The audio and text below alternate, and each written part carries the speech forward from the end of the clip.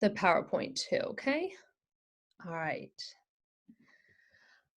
Okay, so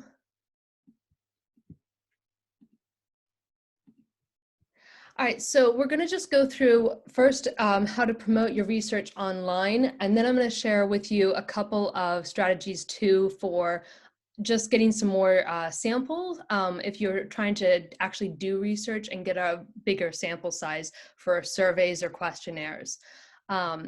So if you've published something or you've maybe done a poster too, you might be thinking, oh, what's next? What do I do next? And so you may have heard of LinkedIn, but what are some other strategies that researchers are using to connect in order to share their research? And so just a couple of disclaimers first. All of the sites that I'm going to highlight here too are free, and I didn't want to necessarily highlight those that you had to pay for because I feel like you're sort of all students, and I think money is sometimes an issue, and I just didn't want to highlight those that you had to actually pay for. So it's not an exhaustive list, and it also doesn't imply that I'm endorsing specific sites. I'm just including those that I either personally used or have seen some benefit. And there are many others that have similar and useful functions as well. So first of all, I just want to go through what an ORCID ID is. How many of you have an ORCID ID already? Does anyone have an ORCID ID? Yeah, sorry. I think we're doing some thumbs We were up. doing some thumbs okay. up, so. All right, let me change the video grid options.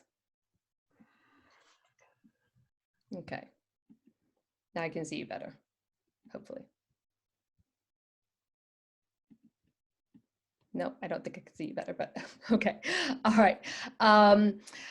All right, so a couple of you do have ORCID ID. What ORCID ID is, it's a persistent digital identifier to carry forward throughout your career. So sometimes your name might change throughout your career. You might decide to use a middle name at the beginning of your career. You might choose to drop that middle name later or to add in a middle name or middle initial. And so basically what this does is even if your name changes, you get married, have a new name, it just basically persists despite those changes and connects to all your publications, to posters, to grant applications, to peer reviews. And so just it links everything together. You can register for free and use that and share on research platforms, and also use to connect to your peer review and publications. So you'll definitely need to have this if you want to do research in the future and to have like publications and grants. So I would definitely encourage you to sign up for this. The website's right there, and it takes just a couple minutes to register for an ORCID ID. ResearchGate is really useful too. The purpose is to find and share research. So even if you don't want to share research of your own, if you've ever had difficulty finding some research or run into paywalls for different articles, there are a lot of times when researchers will maybe upload full texts of some of their work onto ResearchGate, and you can actually go onto there and find the full text. It's also really useful to see other abstracts or posters that researchers might have on there that might not be other places. You can connect with other authors, and you can also see stats for your impact, citations, and reads on there as well. So I will just go on to ResearchGate just to show you a little bit what it's like too. So it's, again, a little bit half social network for academics and half sort of research sharing information as well. So you've got sort of your home screen where you can see what other authors might have shared recently or recommended. And then you've got your own profile too that you can, so I'm just trying to get to my profile so you can see that. Yeah, sorry, go ahead. We're still seeing your PowerPoint, so I don't know if you're like sharing your desktop or. Yeah, I'm going to share my full screen. Sorry. Thank you. Okay. Yeah, now I see it. Okay. Thank you, Brenna. Sorry. Okay. So in ResearchGate, first I'll show the home screen. You can see your main home screen, which may have suggested for you in a similar way that it might be a sort of social network type site for academics. You might see who might be cited in a different paper. People have uploaded different things. And then you can go also to your own profile, and you can create your own profile. You can add your research and your experience, and this is where you can upload your research as well. And you can see your research overview and your stats as well here. So it's really helpful for compiling your information, seeing your stats and citations, as well as connecting with other researchers. And it's a really easy way for other researchers to read your work and you to read other people's works. Are there any questions so far about that? Okay, can you still see my screen? I think I've shared the whole screen this time. Yeah, we're back on the PowerPoint now. Okay, sounds good. All right. So ResearchGate's really handy just because it allows for that sort of connection with others, as well as sharing of research.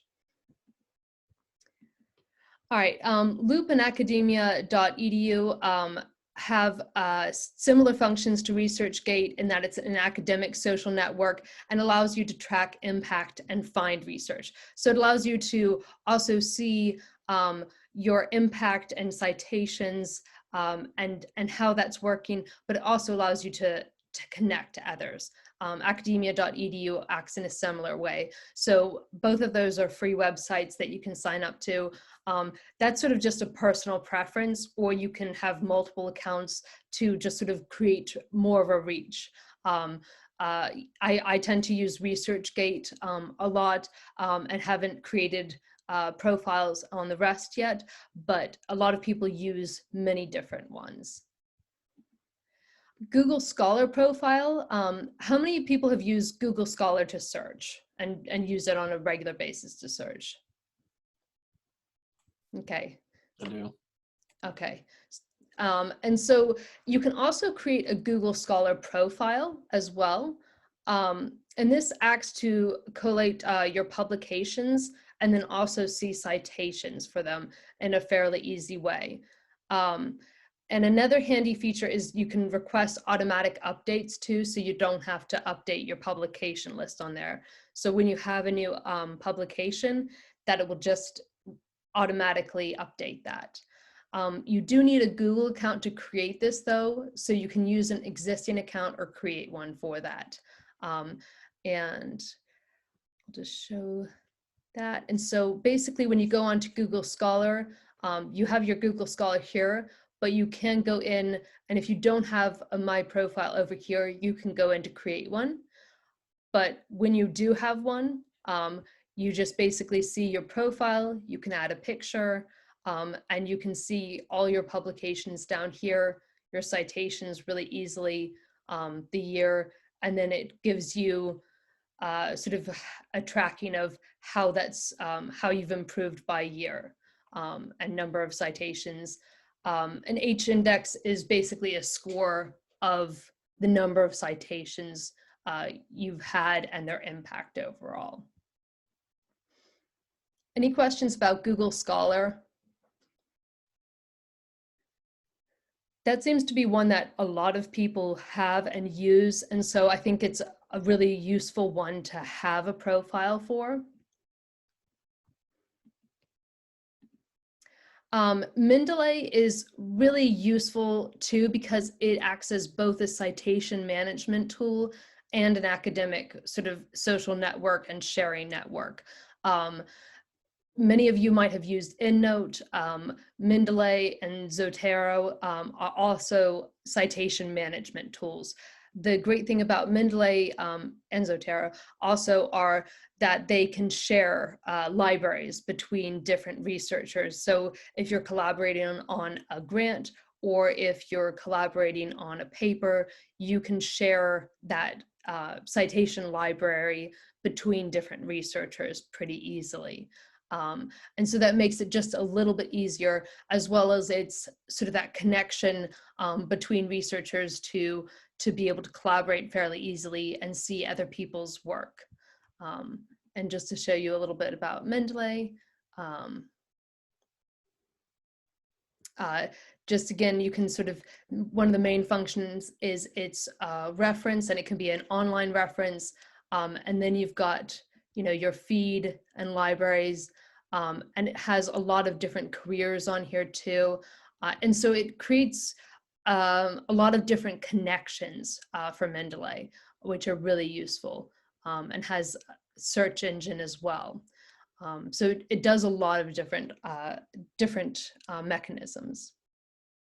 Any questions, or has anyone used Mendeley and had successes with it? I've used Mendeley and I love it for several reasons. Like, one, as a citation manager, but especially with collaborating with other folks. You just mentioned being able to share a citation library, and that's really useful. But like, also, I like to annotate. So like, as I'm reading and making notes, and you can do that pretty easily. You can highlight and annotate within Mendeley as well. And then the people you're collaborating with can see those annotations, and you can see theirs if they've shared them with you, which is really useful. Absolutely. Yeah, it has a lot of really good features that make it a useful collaboration tool. And I think especially with COVID and with everyone being more remote now, it makes it really important to be able to have that. So that's a really good point. Anyone else, any successes with Mendeley or any of the websites I've spoken about so far? I've used Mendeley before. I mean, it's great. Citation managers basically what I've used it for, because sometimes when you're submitting to one journal, it's going to say APA, and another journal is going to be AMA, and it makes it an easy transition back and forth. So, and a lot of things that Brenda was saying too. I mean, it's just a great way to keep things organized, put your notes in, and everything else. So, absolutely. I think that's a really good point. Research can be very challenging, and so finding different tools and really what works for you the best is a really good option. And so, going through these and figuring out what works and what has the best tools for you, and trying to use those to make research just be a little bit more streamlined for you, and your research promotion more streamlined. And the citation manager, I think all of us, citations are very cumbersome, and so especially when we have to change them for different journals. So finding one that really works for you is definitely a goal. So lawns. Sorry, go ahead. Yeah, I had a quick question about Mendeley before we move on. Does it integrate with Microsoft Word in a similar fashion to like EndNote? It does, Yes. yeah. Mm-hmm. Okay, that's It's good. very easy. I actually find it a lot easier to use than EndNote. Yeah. Okay, I might look into that then. I haven't used it too many times. I had enough last minute experiences with EndNote that I got very nervous about a lot of citation managers, but the times I've used Mendeley, I found it very, very useful, and Zotero too. Mm-hmm. All right, so go ahead. I was going to say with Mendeley, or in any citation manager within the library itself, they'll offer, one-on-one training to be able to figure out how to use them too.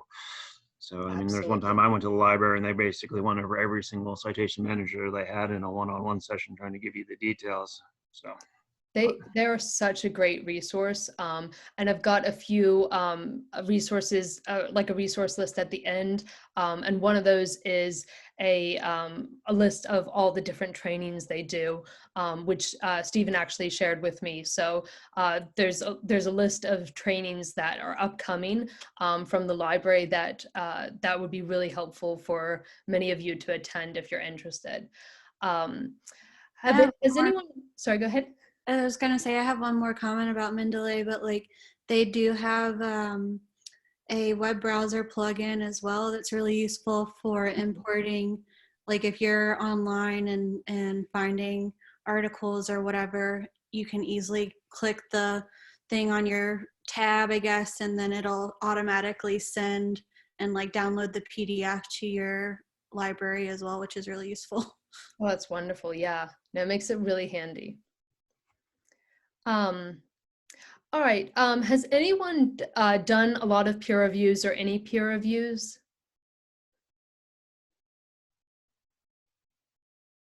No? Okay. This seems to be something that I've been doing a lot this year. And as you continue in research, and especially if you go into academia, you'll be doing a lot of peer reviews. It's a great exercise actually if you want to look at how other people write, and be able to sort of provide constructive feedback on that. And that actually helps improve your own writing, as well as keep up to date a little bit on what is in the field. And so what Publons does is it actually tracks peer reviews that you complete, because a lot of times we spend time doing peer reviews, but there's not any way that that's being captured too much. And so it tracks those peer reviews, how many peer reviews you've done for what journals. And then you can also see how many times something that you've reviewed has been cited too. So you sort of see the impact of what something that you've reviewed has had in the wider research community. And it allows you to create a profile to capture this information too. And you can download a Publon CV to easily be able to share your impact. For example, if you need that to be able to, sort of show the amount of peer reviews you've done in a year. So I'll just show you this quickly because I think it's just an interesting concept of a different way that it's capturing sort of research impact. And so it just allows you to create a Publons profile. Again, it's a free site and allows you to see your the citation metrics from those peer reviews as well. All right. Is there a spot in the other sites like the ResearchGate and the Google Scholar and things to track the peer reviews, or is this kind of like the one that you've found that Yeah, does? I haven't seen a site like a space in those sites for peer reviews as much, unless someone's seen something I've missed, but Publon seems to be the best site for that.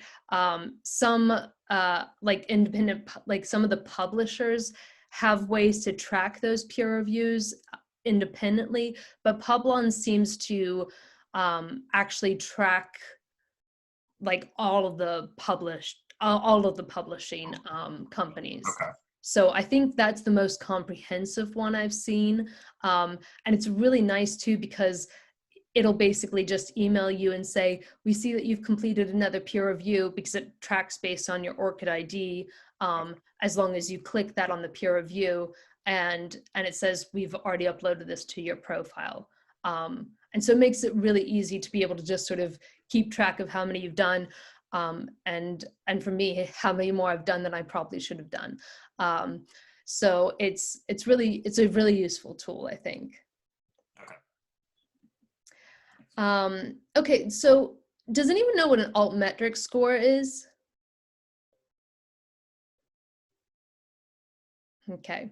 Altmetric is something new that they're sort of doing with publications, and it tracks the metrics of online attention through shares on blogs, Twitter, and Facebook. And it consolidates it to a single number, with the higher is the better. And it provides a frame of reference too. For example, a high attention score compared to outputs of similar age, in the top 25% of all research outputs scored by altmetric. So it's helpful because it provides that number, but it also provides a little bit of context to that number. And so what altmetric was created to do was to show that there are different types of impact It's to complement rather than replace citations. So we know that articles can be cited by other researchers, and that's a way to show that our research is having an impact. But we also know that someone maybe blogging about something that we've published is another way that there's been impact. We know that maybe someone sharing it via Twitter is another way of impact. There are many ways to see impact, and that's not all just through citations. And so this is a way to complement that. And I'll just show you this quickly because you'll see this on most publications that you have now. And it basically, there's a really handy video too about what altmetric is, but most publications will have this little symbol here and a number in it, just to sort of show you what an altmetric score is, and what your altmetric score is for your paper too. And it just sort of tells you what they are and what they're for. And so there's a really handy video too that explains it a little bit more. But again, they're just really to complement your citations, but not to replace them. But there's a bookmarklet that you can add to your bookmarks toolbar, and it gets article level metrics with just one click for all your publications, if you want. And so it's really, really nice to have that too. And again, that's a free tool to get. Any questions about altmetric, or is this something now that you notice that you've seen on publications, now that you think about it? Yeah, now that you mentioned it, and I remember, so it has like that symbol, that rainbow circle symbol, right on the, normally on the right hand side or somewhere close to the impact factor, and underneath it, I think it, you know, on some pages it shows counts of like reposts on Twitter and things like that. So Absolutely. yeah, it's coming back to me now. Yeah, same here. I've noticed it, just didn't know that's what it was called. Yep. Yeah, exactly. And if you click on the score too, it'll provide more feedback. And what I really like about altmetric scores too is that they'll, if you go into it in more depth, it shows, and if we have some time, I'll show you too, but it shows where in the world too that people have looked at this. It shows, you know, where it's been tweeted, where someone wrote a blog about it, where someone might have posted it on a news site.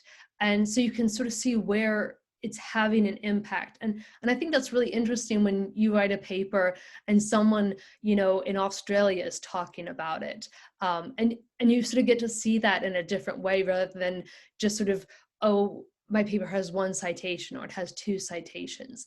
I think it's just really interesting and valuable information, and it provides us that frame to think about impact in a different way. All right, any other questions or thoughts about altmetric? Okay. Okay, so Figshare and other digital repositories. Figshare shares and manages data, figure, and tables, and it basically allows for more citations of research work by allowing easier access to figures and data. And so basically what you can do is you can upload your data or figures, tables to this site. And then by allowing that access, more people are going to see your work, and then more people are going to be more likely to cite, you know, the original source from that. And so again, it's just mostly a data repository so that you can have greater access to your research. I haven't used this, but you know, it's been something that I've been considering using for some time, and so I would definitely consider thinking about that if you are interested. Has anyone used this so far and been had successes with it? Never heard of it till just now. Okay. So do you have to, whenever you upload your tables and figures, do you have to upload the data set as well? Or kind of how do you balance that you know? I believe you have an option of uploading the data set. I believe you can upload the figures and tables, but don't always have to upload the data set. But I think you have the option to upload the data set as well. Okay. Yeah.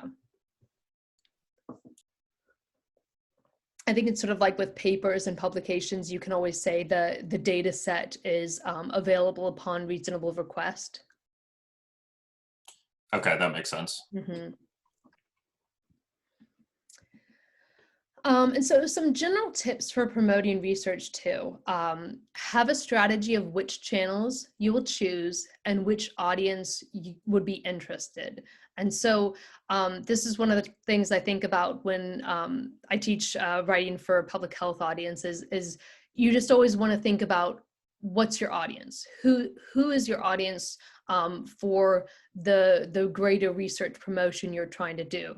You've written a paper, but now where do you want to get that paper to, and who's the most important audience that you want to reach with this paper? You want to write a plain language summary of your article. Some journals are actually requesting this now. I've had a couple journals that actually request this when you submit a paper.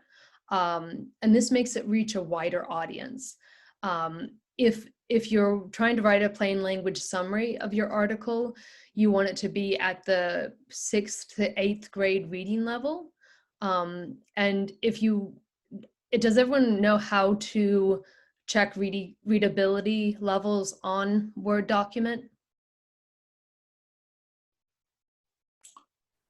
I know the options there, but I don't remember how to get to it. Okay, that's something I can send out later too, because there's a really easy way to check, and I can definitely send that information out. But there's a really easy way to just sort of click some options in Word and check that. And it just makes it a little easier because then you can know that you're writing in a way that will target, a 6th to 8th grade reading level and should be understood by general audiences. Has anyone had to write a plain language summary of your article if you've published anything? I have. I've done some media releases. Okay. All right. And so that's something that has been maybe asked to be done more recently. Yeah. Another tip for promoting research is to try to make data available, again, to allow for more individuals to access your research and to see your research. Share on social media, often with that plain language summary, and share on LinkedIn and your other research network platforms such as ResearchGate, Google, have on your Google Scholar, share on Mendeley, and then make research open when possible. Either share full text on ResearchGate when you're able to do so, or publish in well-reputed open access journals. There are many open access journals there that are well-reputed.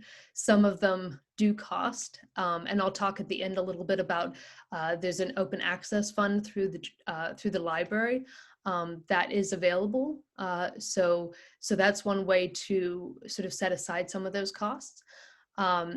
And then remember to include an identifier when you share your work, such as that DOI at the end of publications. Any questions on sort of those general tips for promoting research? Okay. All right, so I'm going to switch gears a little bit to talking about survey samples, because I think this is really helpful for some of you who are still in thinking about trying to get survey samples or sample sizes for some of your dissertation research or just research in general. And I thought it might be helpful to just sort of go over. But are there any questions sort of about that first part with promoting research online and some of those sites? No, I thought it was really helpful. Okay, all right. Ask, Yeah. As there are so many, that you described, and I know that a lot of people are involved in, is there a way to and maybe this is dependent on which program or which website, but is there a way to link, kind of all of your profiles together? If someone finds you on ResearchGate, being able to link it to Publons or something like that, if they were specifically looking for peer reviews. I have wanted something like that. I have not quite found that. I think Publons at least may show up. Publons at least is connected with your ORCID ID, so that is useful. ResearchGate, Mendeley, those don't necessarily talk to each other and are not connected. And I sort of wish there was a way to connect the different platforms, because it's sort of like you find one and then you have to create different profiles on each, because they all have their different strengths. But not that I've really found, besides Publons being connected to that ORCID ID. Okay, thank you. Yeah, absolutely. Any other questions? Okay. So survey samples, I actually came across both of these because I was really needing survey samples recently for a questionnaire I'm doing. And I always wonder about some of these options. And I've heard of MTurk in the past for paying a small amount for people to complete on Amazon MTurk or Mechanical Turk. But I really liked the two options I'm going to show to you now, just because I think there are a lot of sort of catches in the system to make sure that people who are really eligible are taking the surveys. So that's what I really like about it. And so this is called Survey Circle, and you can join as a survey manager if you want to post a survey for participants to take. And you can also join as a research enthusiast if you just really like taking surveys and helping research. The one thing you have to do is you have to include the code that Survey Circle provides you at the end of the survey you post. And this is actually pretty easy if you've got like a Qualtrics or a REDCap survey, to just like put that as like the last question. And basically what Survey Circle does is it acts to share and get participation for survey.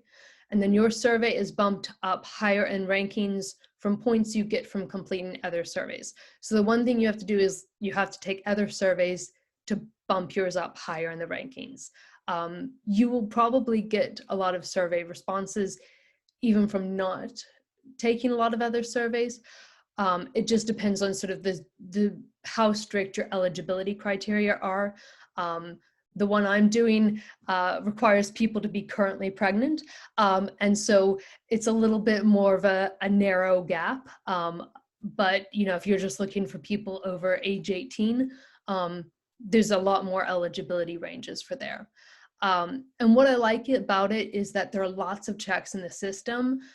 For example, if you take surveys too quickly, they will check on that. If you, they will check and link with your profile to make sure you're eligible for the surveys that you're taking. They will have checks within the surveys too, and at the end of the surveys to make sure you're redeeming codes just for those surveys. I just think it's a really nice way to not necessarily always have people pay, paid participation for surveys, but for sort of a reciprocal relationship for doing surveys. And so sort of you can see this survey ranking and other people's surveys, and you can see how the surveys are ranked and then participation in that. And so it's just sort of a nice way you can redeem codes.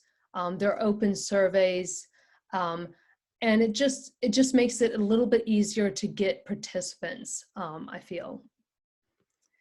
Any questions sort of about that?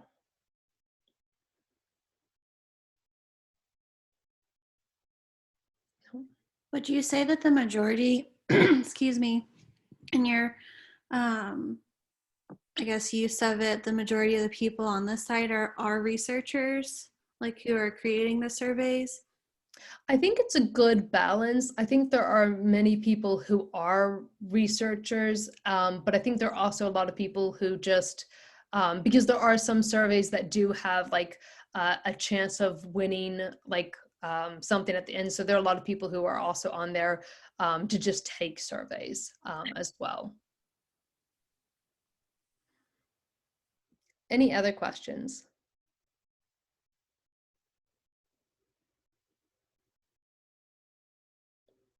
Okay. Swap survey acts in a similar way to survey circle.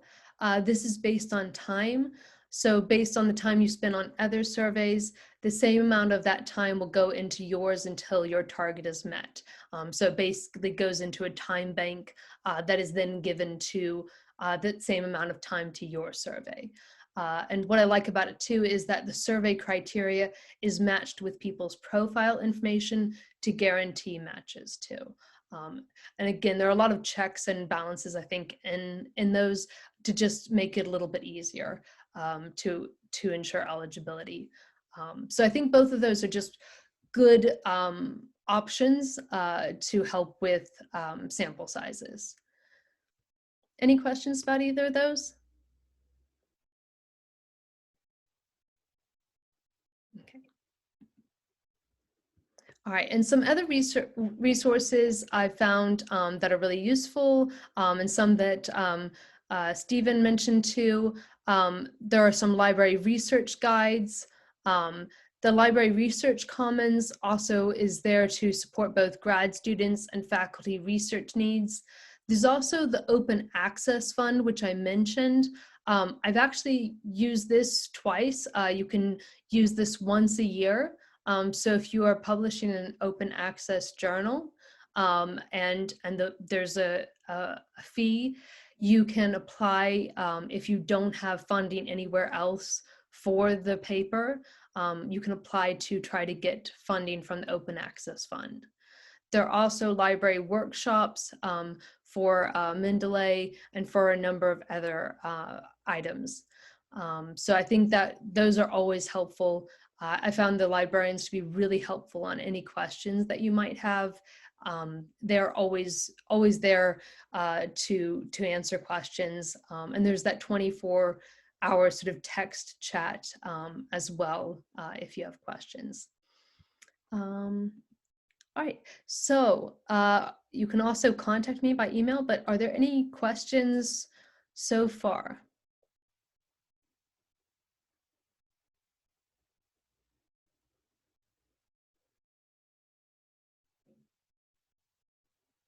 No?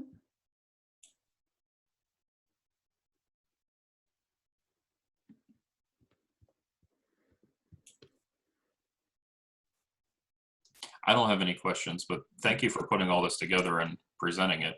Okay. I mentioned earlier, it was really helpful and good to kind of see all those different networks to track things and kind of start promoting. Great. So thank you. You're welcome. Great. Anyone have any other questions or comments? I was just going to say thank you as well, because I don't have any more questions, but it's nice and helpful to see or learn things that aren't necessarily talked about, you know, in our classes and things of that nature. So it's good to get that extra support. Great. I'm glad it was helpful. All right. Well, I will stop recording.